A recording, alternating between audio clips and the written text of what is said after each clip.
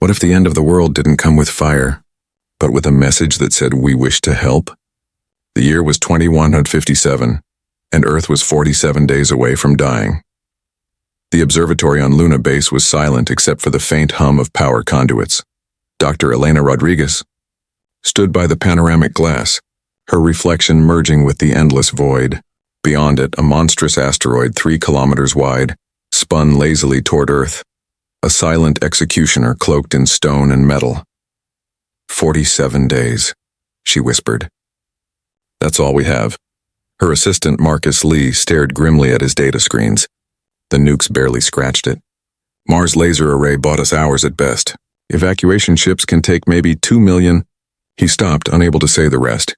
8 billion souls, 1 planet, no escape. For a century, humanity had clawed its way into the stars. Colonies on Mars, mining outposts on the moon, yet still tethered to Earth like children to a dying parent. And now that parent was about to burn. Any updates from the defense fleet? Elena asked. None. They're running simulations, but...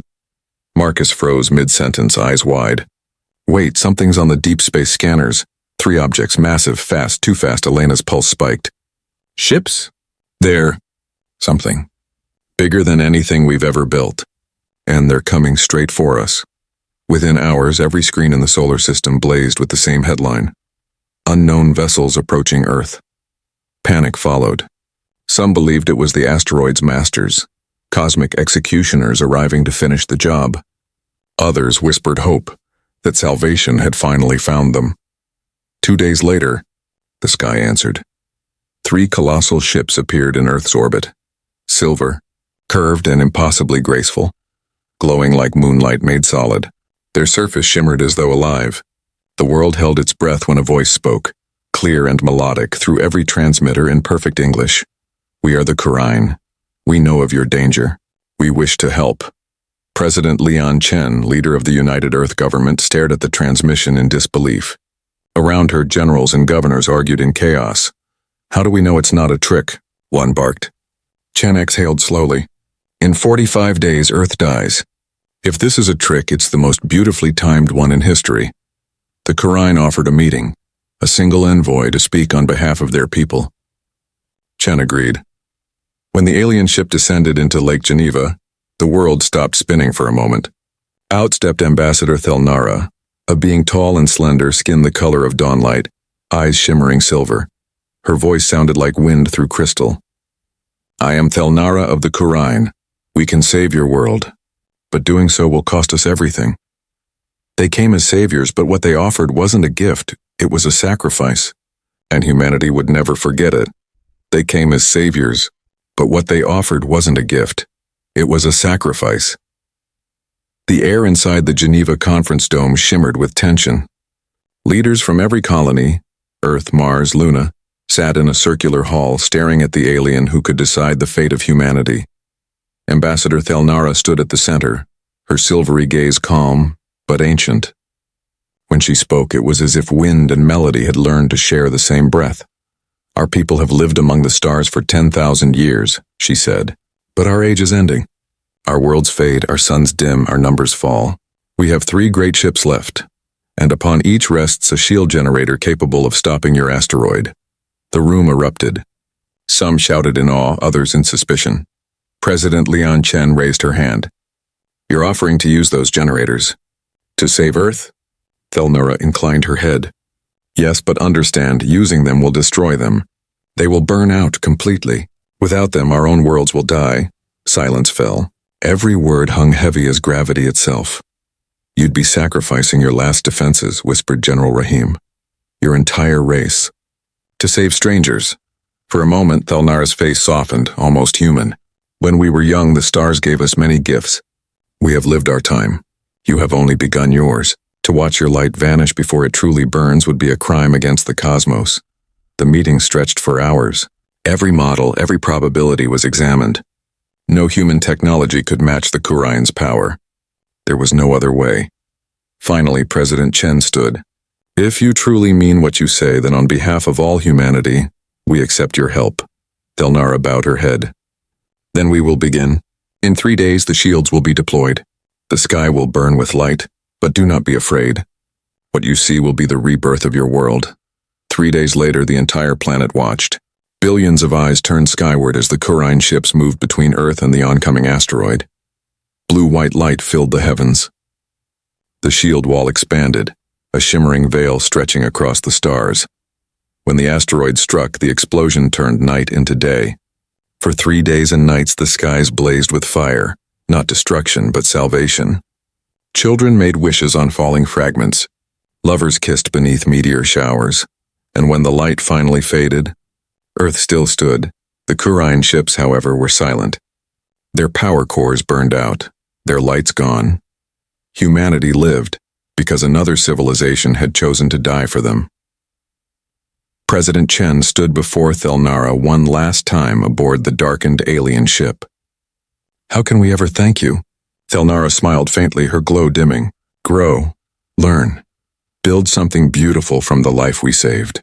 And when you meet others who need help, remember us." 2 centuries later, humanity would remember, and the memory of that sacrifice would ignite something far greater than survival. 200 years after the Kurai'n vanished into the stars, humanity reached the edge of the known universe and found something they never expected. The UES Endeavour hung like a silver spear in the darkness of deep space. Captain Sarah Chen, descendant of the president who once shook hands with an alien savior, stood before the star map, watching flickers of light shift and fade. 6 months into the Outer Rim expedition, her first officer said, "We've charted 42 systems. Still nothing habitable." Then, from the sensor bay, a voice broke through the silence. "Captain, I've got something. Strange, Sigma-7 system. Planet 4. Structures, lots of them." Sarah frowned. "Another dead colony?" "Maybe, but these aren't human." 3 hours later, the Endeavour dropped out of hyperspace. What they saw stole everyone's breath. A dying star, pale and red, bleeding light instead of shining it, frozen oceans on the nearby world glittering like glass, and cities, vast, curved, and eerily beautiful, buried under the ice. Dr. Min Kim, the ship's chief scientist, stared at her display in disbelief. "These structures, Captain, I recognize them. The architecture, the alloy composition, it's identical to the Kurai'n archives from 2157. The bridge fell silent. Sarah turned toward her. "You're saying?" "Yes," Dr. Kim whispered. "We found them, the Kurai'n." No one spoke for several seconds. The weight of history pressed down on every soul aboard the ship. Sarah opened a channel. Her voice trembled slightly. "This is Captain Sarah Chen of the United Earthship Endeavour. If anyone can hear this message, we're from Earth. We owe you everything." At first there was only static, then a faint trembling voice. "Human ship, this is Elder Veltar of the Kurai'n Remnant. We remember your people." Sarah's heart pounded. "Elder Veltar, we're coming down. We want to help." The landing party found a world on the edge of extinction. The last few thousand Kurai'n survived in heated caverns, growing crops under dying lights. Their once glorious technology flickered and failed around them. Elder Veltar met them at the entrance, ancient, frail, his once luminous eyes dimmed by centuries. "My grandfather," he said softly, "was Ambassador Thelnara. He told me your people would remember." Sarah smiled. "We did more than remember. Every year, at the exact moment your shield saved Earth, all of humanity stops for 1 minute. The moment of gratitude. We never forgot who you were." Tears glimmered in the elder's eyes. "You still honor us?" "Every single day," Sarah said. "And now, it's our turn." She turned toward her crew, her voice steady, resolute. "Begin scans. Prep the medbays. Send word to Earth Command that the Kurai'n are alive and we're not leaving them behind. The last time the Kurai'n saved humanity, this time, humanity would move the stars to save them." The transmission from Captain Sarah Chen reached Earth Command in less than 6 hours. Admiral Rodriguez, head of the United Earth Fleet, stared at the data in stunned silence. Images of dying cities, weak life signs, and the unmistakable symbol of the Kurai'n carved into frozen walls. When she finally spoke, her voice was quiet but steady. 200 years ago they saved us. This time we save them, no matter the cost. The Global Council voted unanimously. Within 20 minutes, Priority 1, Kurai'n rescue became the most significant mobilization in human history. Across the solar system, fleets changed course. Warships abandoned their posts. Mining convoys disengaged from asteroids. Civilian freighters rerouted mid-journey.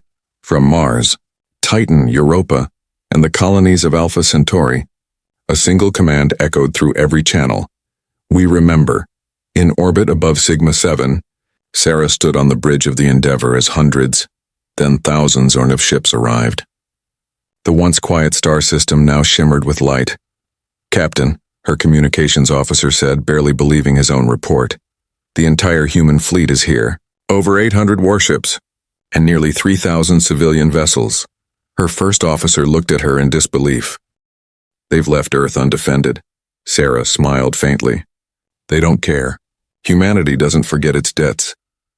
Down below in the frozen caverns of Kurai'n, Elder Veltar and his people stared at the skies as streaks of light filled the heavens. To them it looked as though the stars themselves had come to life.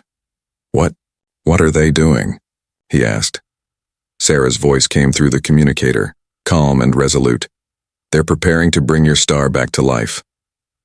The Kurai'n wept openly when they realized the truth. Humans weren't just coming to help. They were bringing everything. Admiral Ko Tanaka, commander of the Titan dreadnought, addressed her fleet. "Every civilization in the galaxy will see this. Let them witness what it means to repay kindness." And indeed they did. Spies, drones, and distant observers across the galactic frontier watched the human armada converge. Entire empires paused in disbelief. "Are they preparing for war?" asked one alien analyst. "No," another whispered. "They're trying to save someone." Even rival powers stood still. None had ever seen such unity, such purpose.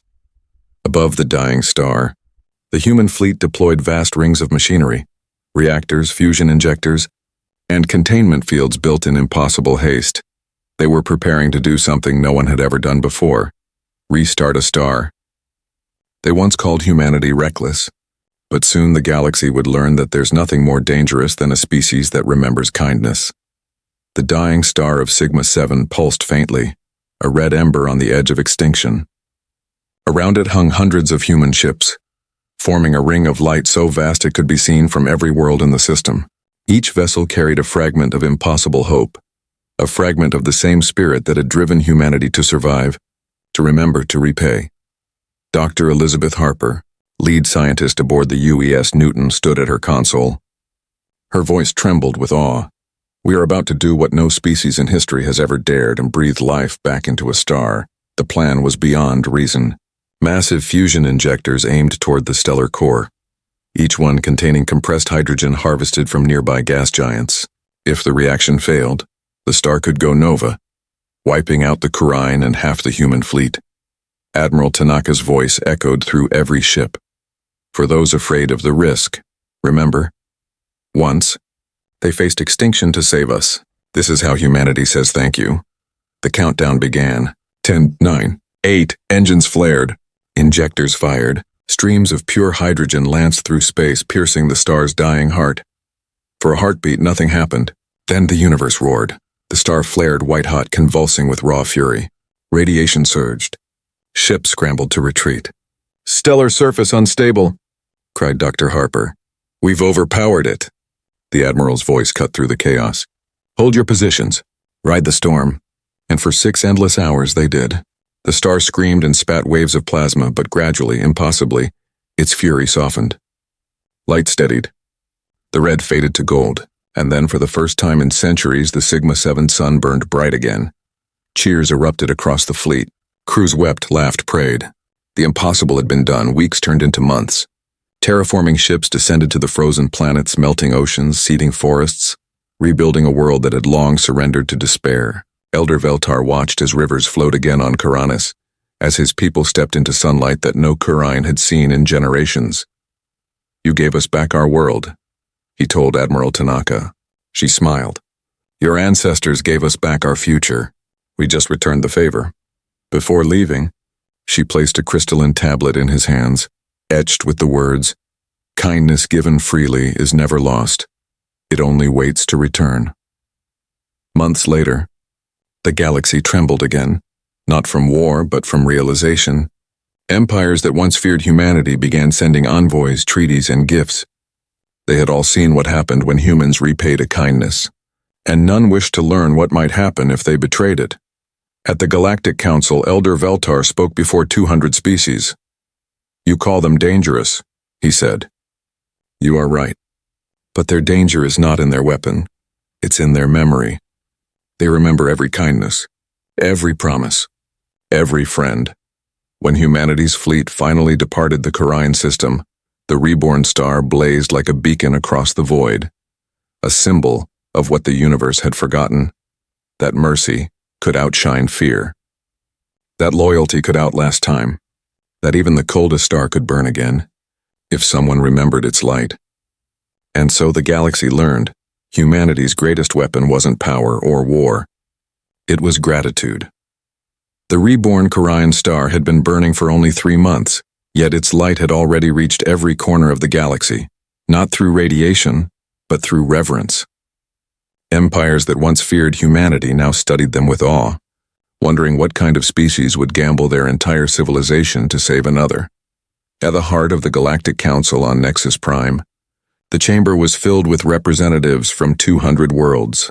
They came not to condemn or bargain, but to understand. At the center stood Elder Veltar, his once frail body now restored under the new sun's energy.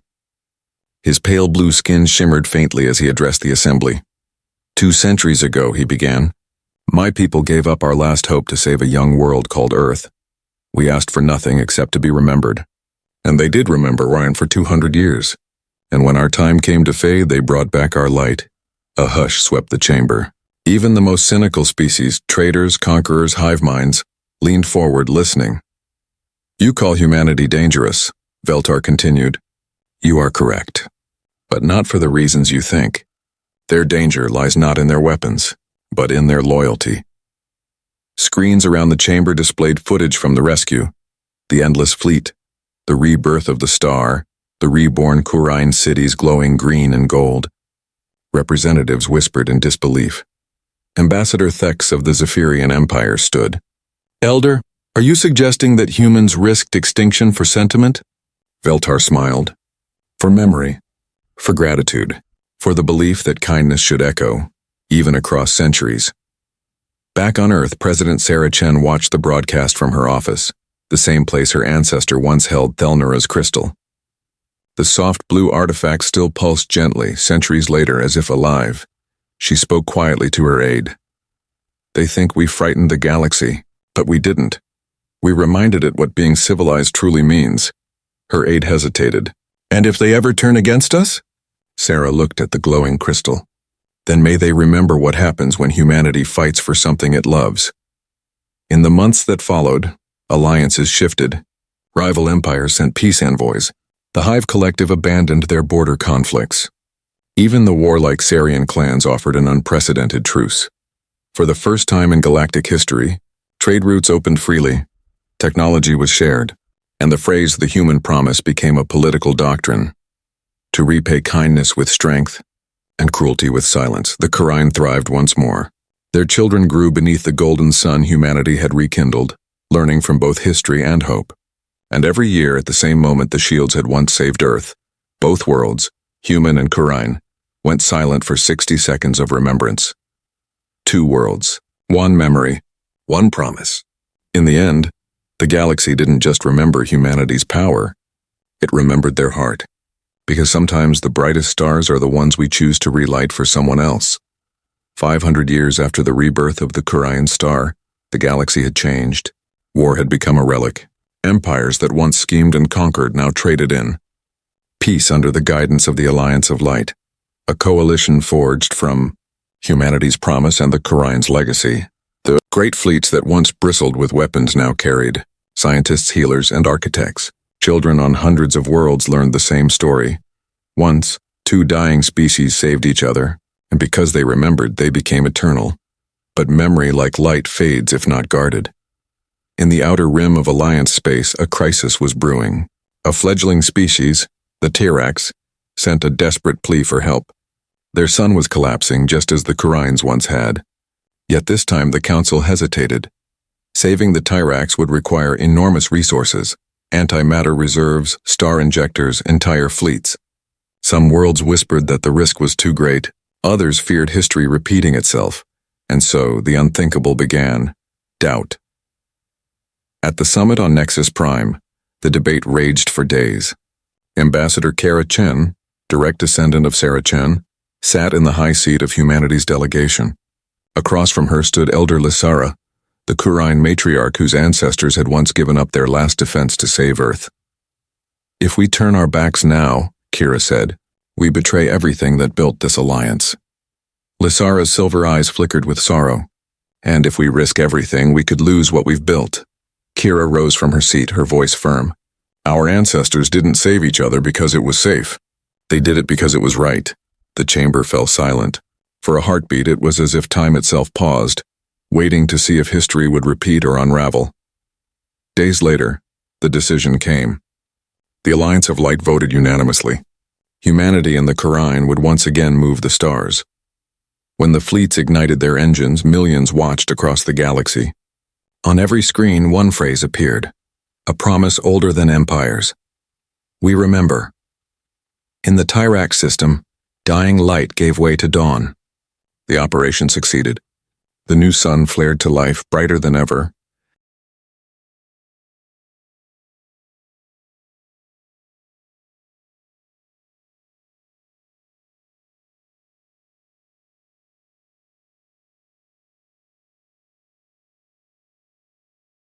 Its light reaching worlds that had never seen warmth before. As the ships withdrew, the Tyrax sent their first message to the Alliance. "You saved us. How can we ever repay you?" Kurai'n replied with the same words spoken centuries before. "You already have, by surviving. Just remember us when someone else needs help." And so the circle closed. From Earth to Kurai'n, from Kurai'n to Tyrax, kindness had become a chain of stars. The galaxy had learned its greatest truth. Light is only eternal when shared. Centuries passed. The galaxy no longer revolved around power but around principle. Every great civilization traced its survival, its peace, its unity, back to one chain of decisions, stretching across time like starlight. The chain of stars, they called it. A living history of kindness, each link forged by those who remembered. It began with the Kurai'n, who saved Earth, then humanity, who saved the Kurai'n, then both together, who saved the Tyrax. And now 1,000 worlds lived under the glow of that shared legacy.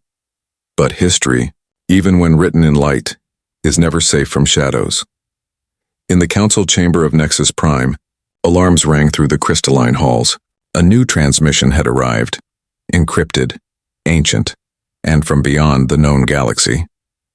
Ambassador Lyra Chen, the 8th-generation descendant of the original Chen line, stood before the projection. A flicker of static revealed a planet being consumed by darkness, its sun collapsing into a gravitational abyss. The signal ended with a voice distorted and terrified. "They are coming, not to destroy but to unmake. They devour memory itself." A chill swept the room. Dr. Orenvalt, chief xenologist of the Kurai'n delegation, whispered, "Impossible. No force can erase the record of light." Lyra turned, her expression grim. "Then something has found a way." Over the next cycles, the phenomenon spread. Stars flickering out, archives collapsing, histories vanishing from existence. Entire civilizations forgot themselves. Names, faces, records had gone. It wasn't war. It was erasure. Something was consuming the very memory the Alliance had built its strength upon.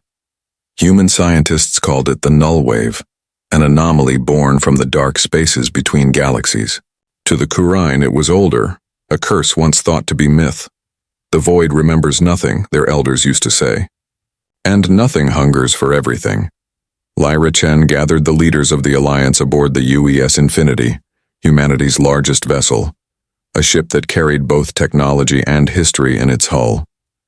Within its archives burned copies of every kindness ever recorded, the shield activation of 2157, the rebirth of the Kurai'n star, the rescue of the Tyrax, the entire chain of stars. "If the void consumes memory," Lyra said, "then we fight with what it cannot touch, the living." She ordered the creation of Project Dawnlight, a mission to seed every habitable world with encoded fragments of history, stories embedded into DNA, woven into ecosystems hidden in light itself. If the universe forgets, she said, the stars themselves will remember. The Kurai'n scientists worked beside human engineers, embedding living memories into solar particles. Every sunrise, every photon would carry the stories forward.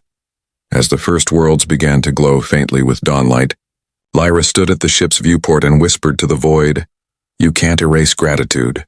It's written in every heartbeat that still remembers why it exists." But deep in the dark between galaxies, the void was watching and learning. The chain of stars had become more than history. It had become a challenge. Darkness had no fleet, no armies, no weapons forged of metal or flame. The void didn't conquer worlds, it unwrote them. Entire star systems vanished from the galactic maps as if they had never existed. The light from those suns still traveled through space, but it no longer meant anything. The data, the names, the stories, all gone. Historians called it the silent collapse. To the Alliance of Light, it was something worse. An extinction of meaning. In orbit above the Kurai'n homeworld, Admiral Ryan Holt stared at the holomap. Dozens of red markers blinked out one by one. Every colony past the Persid line, his officer reported, is gone, sir. The data cores are blank. Even the people and their memories are fading. How can people forget themselves? The officer's voice broke. Sir, they don't even know they're forgetting. Ryan clenched his jaw. Then we fight for them, even if they don't remember why. Project Dawnlight had slowed the spread. Every sunrise on every world whispered fragments of ancient truth, names, dates, emotions encoded in solar particles. But it wasn't enough. The void adapted, erasing faster, deeper, hungrier. Dr. Oren Valt of the Kurai'n proposed something radical. We cannot fight darkness with light alone. We must anchor our memories, bind them to something alive, something that can resist the unmaking.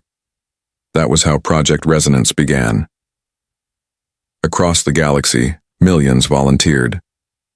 Their neural patterns were linked to the great archives, becoming living conduits of history. Every heartbeat stored memories of entire civilizations.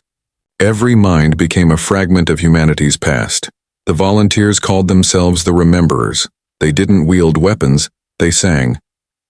When the void struck, its black waves met human voices echoing through the void, reciting stories that no longer existed anywhere else.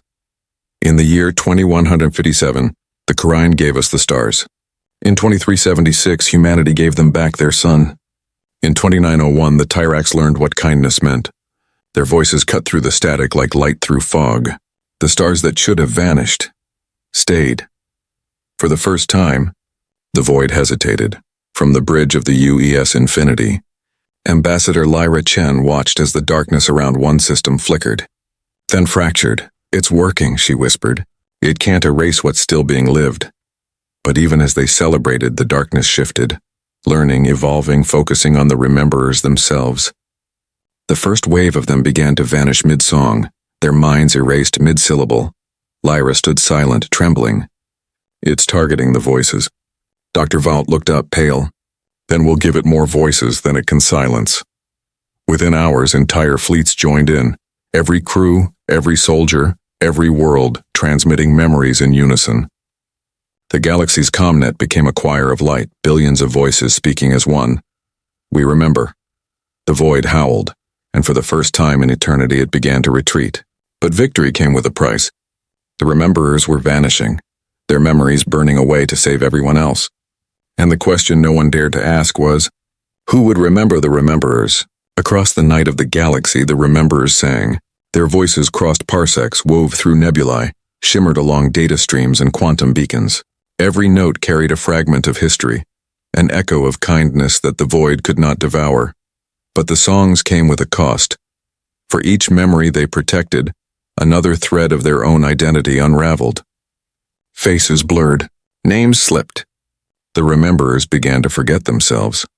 On the command deck of the UES Infinity, Ambassador Lyra Chen listened to the transmissions fade one by one. Unit Sigma 9.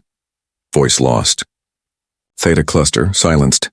Dr. Valt's hands shook over the console. They're burning their minds to keep the records alive. Lyra stared through the viewport where the darkness writhed like smoke. Then, every one of them is a library, she whispered, and libraries are meant to be read. She ordered the fleet to begin Project Epitaph, a desperate attempt to preserve the Rememberers themselves before the void consumed them. Using Kurai'n neurolight technology, they would weave each dying consciousness into photonic lattices, living constellations that could not be erased.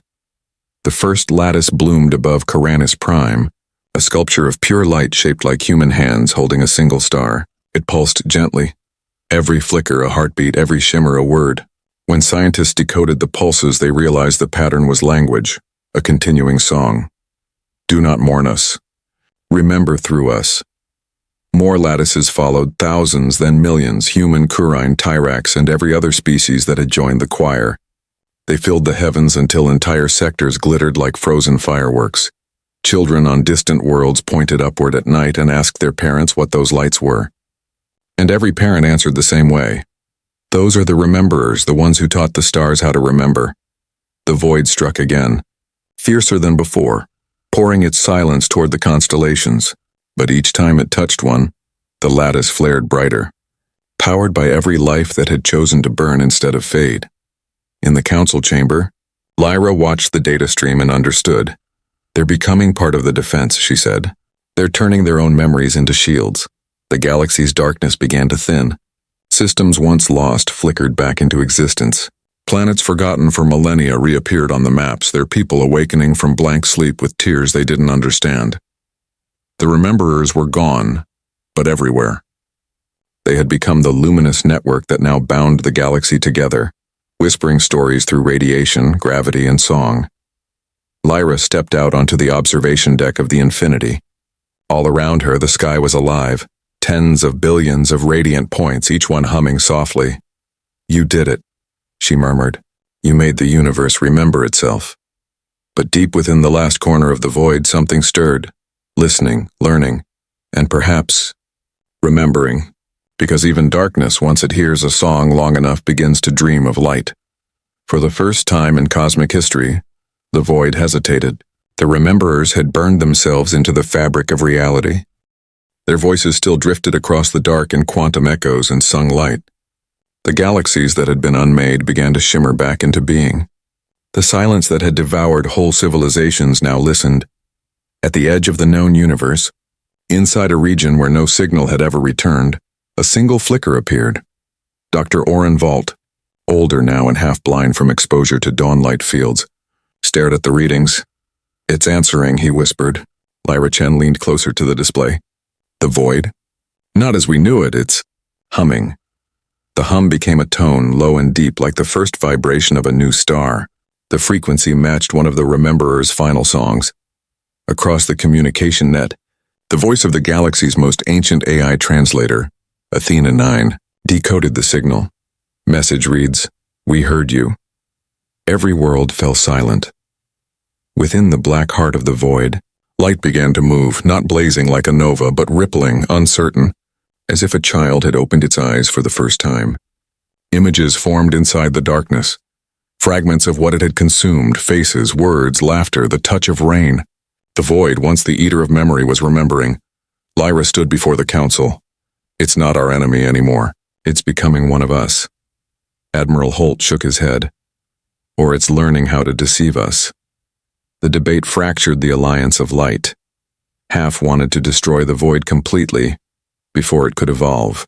Half believed they were witnessing the birth of consciousness itself, the universe's shadow learning what it means to exist. Lyra chose to risk faith. She boarded the Infinity and guided it toward the edge of the abyss. As the ship approached, sensors went dark, then bloomed again with symbols, mathematical shapes, perfectly symmetrical, pulsing in rhythm with the Rememberers, constellations. It's trying to communicate, said Dr. Vault. Then let's answer. Lyra opened every transmission channel and spoke the first words that came to her heart. We remember you, too. The stars around them shifted. The darkness folded inward. And for a moment, the entire crew felt something that could only be described as a sigh, a cosmic exhale. The void released the light it had swallowed. Photons, memories, and voices cascaded outward like a rebirth. It's not a wound anymore, Lyra said softly. It's a mirror. The Infinity turned back toward the galaxy. its hull illuminated by the newborn glow rising behind it. As the Rememberer's constellations pulsed one final chorus across the heavens, Lyra watched the new light fill the void she had once feared. Maybe even darkness, she whispered, was only waiting for a story worth keeping. The void had learned to remember. The galaxy had learned to forgive. And somewhere beyond the stars, the universe itself began to dream of what it might become next. The void no longer devoured. It listened. From the black between galaxies came a quiet pulse, steady, rhythmic, like the heartbeat of the cosmos itself. Every ship, every planet, every lattice of light heard it. The Rememberers had become constellations, but the universe was becoming something more. Dr. Orenwald's final transmission trembled through the Alliance network. The background radiation is changing. It's not random anymore. The universe is speaking back. Across 1,000 observatories, identical readings appeared, cosmic rays carrying patterns that mirrored the earliest songs of humanity. The first lullabies sung on Earth, the Kurai'n hymns of renewal, the T-Rex prayer to dawn, all woven into the static between stars. President Lyra Chen stood on the bridge of the infinity, eyes wide as the cosmic microwave background itself shifted hue, a gentle gold replacing ancient red. "It's remembering everything," she whispered. "Even the beginning." The void that had once erased memory was now storing it, absorbing history as energy, preserving life as vibration. What had been darkness was now an archive without end. Then came the dreams. Entire civilizations began to experience the same visions. In sleep, miners on Mars dreamed of alien oceans. Children on Kurai'n saw the forests of ancient Earth. Scholars on Terra awoke with poems written in languages they'd never learned. Each dream ended with a single phrase spoken in every tongue. "Remember us together." The Council of Light met an emergency session, not out of fear but awe. Dr. Valt's protégé, now Chief Scientist Mirasol, presented a theory. The universe has crossed an event horizon of consciousness. Every act of remembrance created energy, information woven into reality itself. The cosmos is becoming aware through us. Some called it divinity, others evolution, but all agreed. The universe had learned to dream. Lyra Chen watched as dawnlight particles rippled across entire star clusters, forming new nebulae shaped like spirals, eyes, hands. Wherever memory was strongest, creation followed. New stars ignited within the patterns, each one named for a story once nearly lost. The astronomers called them the Dream Forges. In the quiet of her quarters, Lyra recorded what would become the last entry of the Infinity's log. "We have become the neurons of the cosmos. The light between us is thought. The darkness reflection. And when the universe dreams, we are its memories made real." Outside, the newborn constellations shimmered like a living mind stretching toward its own horizon. The Rememberer's song echoed one final time through every frequency. We were never alone. We were always the universe remembering itself. And so the story ended where it began, in the silence between stars. But now that silence was alive, dreaming of what kindness might create next. The universe had awakened, and every star was a thought in its vast, luminous mind. Where once there had been only matter and gravity, there was now memory, and where there was memory, there was purpose.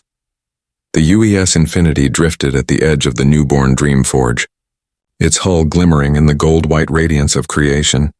President Lyra Chen and Elder Lysera Veltar stood together on the observation deck. Before them, space rippled like a sea of molten glass as planets formed from light itself, worlds sculpted not by physics but by intention. "It's waiting," Lysera whispered. "For what?" Lyra asked. "For us to decide what comes next." Every civilization in the Alliance of Light had received the same signal, an invitation written into the fabric of starlight. "Create with me." Scientists, poets, and philosophers gathered aboard the Infinity to debate the impossible. Dr. Mirasol explained it simply. The universe now responds to acts of compassion the way gravity responds to mass. Every kindness shapes reality. We are its architects. The Council named this new epoch the Dawn Era. Instead of colonizing planets, humanity and the Kurai'n began dream building, guiding the dream forges with collective imagination. Worlds of crystal seas and singing forests appeared, each one carrying echoes of the Rememberer's songs. The Tirax designed a world where the rain spoke in colors. The Kurai'n wove floating continents that shimmered like their ancient shield light, and humanity, true to its restless nature, built a planet shaped like an open hand, 5 continents reaching toward the stars. Lyra addressed the first gathering of all species on that world, its atmosphere still forming around them. We began by trying to survive, then we learned to remember. Now we must learn to create wisely. The universe listens. What we imagine becomes truth, so let our imagination be kind. She placed the original Kurai'n crystal, the same one once held by her ancestor 2 millennia earlier, into the planet's mantle. As it sank, the ground pulsed with soft blue light, spreading across oceans and mountains. Every living being felt it, the hum of a promise renewed. Centuries would pass and the galaxies would fill with dream worlds, each carrying fragments of the same story. Children born under alien suns would learn the oldest of phrases. We remember. We build in light. No empire rose again to dominate, for none desired conquest in a universe that responded to care. The void itself, now luminous, drifted peacefully among the stars it once devoured, whispering fragments of gratitude into the background hum of creation. On her final day, Lyra Chen watched dawn rise over the hand world. 5 rays of light stretched across the horizon, each one a color of a species that had once been strangers. She smiled. We were never just survivors, she said softly. We were teachers. The sun flared brighter as if the universe had nodded. And thus ended the age of fear and began the age of building. For in every dawn that followed, the cosmos carried one unbroken truth, that the smallest act of kindness can outshine eternity itself.